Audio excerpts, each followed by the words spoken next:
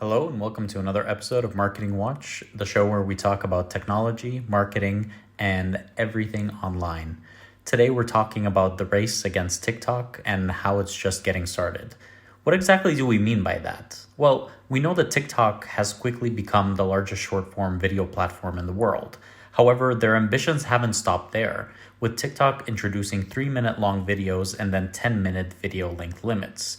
This is sort of a sign of direct competition with longer form streaming platforms, and this can include anything from YouTube to Netflix to anywhere else on the internet where people consume content. Meta, previously known as Facebook, has reacted quite well with its own version of short form video streaming called Reels, which they have on Instagram, and now they're introducing into their Facebook platform as well. But this has a almost identical look and feel and a similar take of short video streaming as TikTok. The competition actually is not just for users' attention in this case, it's for getting people to spend more time on their platforms. And also, for Facebook's case, or now Meta, competing with TikTok is something that they need to do in order to fight for their demographics. We've recently seen reports that Facebook's users are actually aging and getting older, and Facebook's products like Facebook and Instagram are not having much traction with the younger audience. TikTok, on the other hand, does not have that problem, and this means that even more is at stake for a competitor like Facebook. YouTube followed suit by launching YouTube Shorts, which again are almost identical to the setup of TikTok. However, YouTube is betting big bucks on Shorts. In 2021, they set up a large creator fund rewarding the most watched videos with a share of their revenue. However, YouTube, like TikTok, has received criticism for setting up a fund with a limited yearly budget instead of a revenue sharing setup.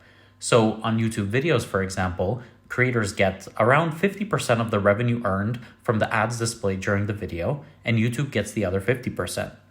When it comes to things like the shorts that you can post on YouTube, there's only a limited budget that's split amongst the most watched videos every single day or every single year.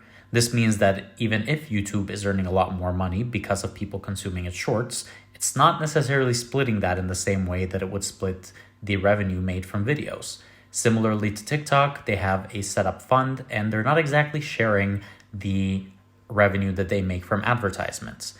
There is an argument that goes against this that can say that they don't really have a lot of revenue to share. These are short form videos, and it's not like on top of a 10-second video on YouTube or TikTok, you could display 3 ads and earn a lot of revenue, right?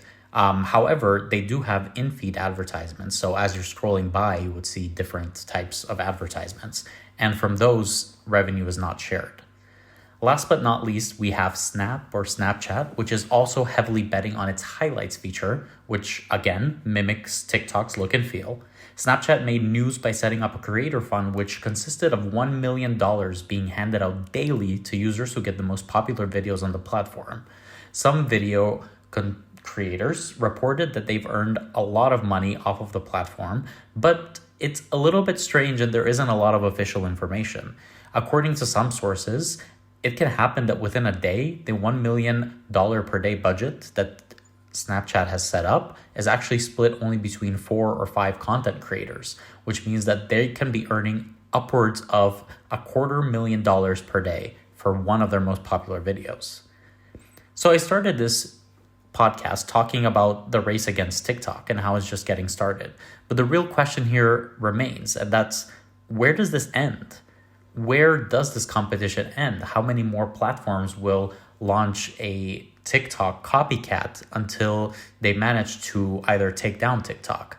This is something that I think is very interesting because we're getting all sorts of reports about how scared all of these previously giant companies, and still giant to some extent, are worried about TikTok in their own way. Facebook, for example, was recently accused that they allegedly had been using right-wing media to spread misinformation or to spread negative information about TikTok, trying to portray it in the light of being a Chinese tool to infiltrate young minds in the Western world and in America. And therefore, something like their Instagram alternative would be a much better and much more suited choice.